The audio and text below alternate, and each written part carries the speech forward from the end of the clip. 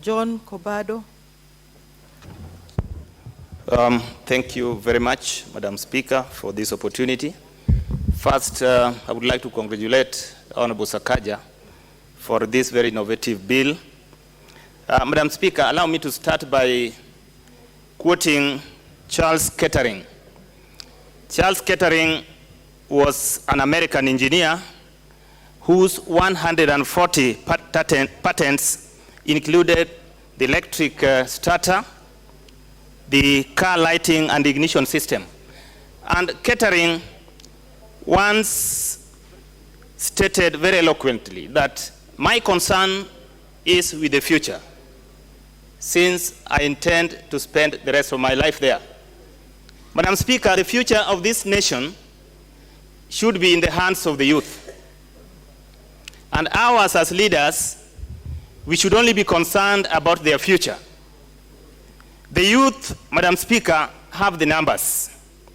The youth have the energy. The youth have the innovation. They have the resilience. They have the talents that are required to move this nation to the future.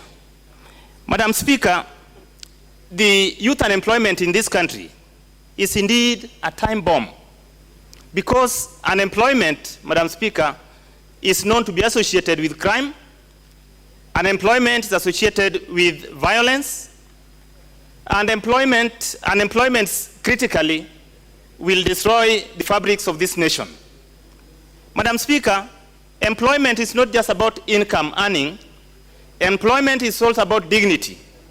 Employment is about prestige.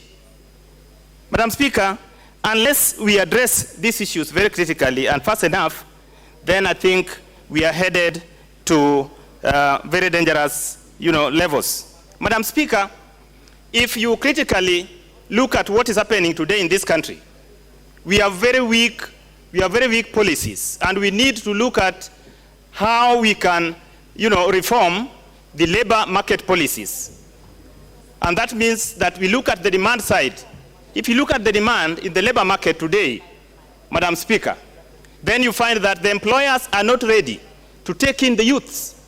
One reason they are doing so is because they claim the youth don't have experience and they do not have the necessary skills.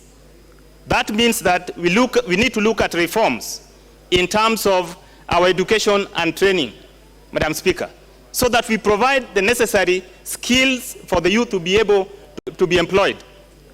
Employability of the youth is one critical aspect that we need to look at, Madam Speaker.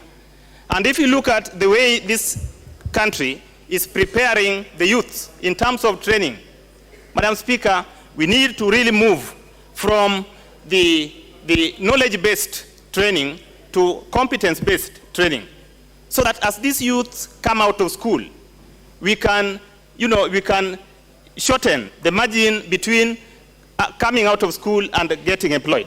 That transition has been long. So there is need, Madam Speaker, to minimize the transition between learning and earning. And that can only be done, Madam Speaker, if the youth are given opportunity also to be able to gain skills as they go through their learning processes. And more so, those who go into training. As they train, there's need for them to, achieve or to get an opportunity to gain skills, practical skills. And that is why we are saying, Madam Speaker, that it is critical that the reforms should be done in the aspects of education. Reforms should be done in the aspects of, movement in terms of preparing the data, so that we know what kind of skills this youth would be able to have. Madam Speaker, in conclusion, this nation, Madam Speaker, some of the funds and interventions that we have had, these interventions are really not sustainable. Look at the Weather Fund, Madam Speaker. The youth don't just need the capital. It's not just about the money. As I've said earlier, it is about the skills, it's about the appropriate technology to be able to use their abilities, so that these abilities can be turned into earning, but in a sustainable manner, Madam Speaker. Madam Speaker, you look at the employment ratio in this country. Today stands at 40.8, meaning that only 2 out of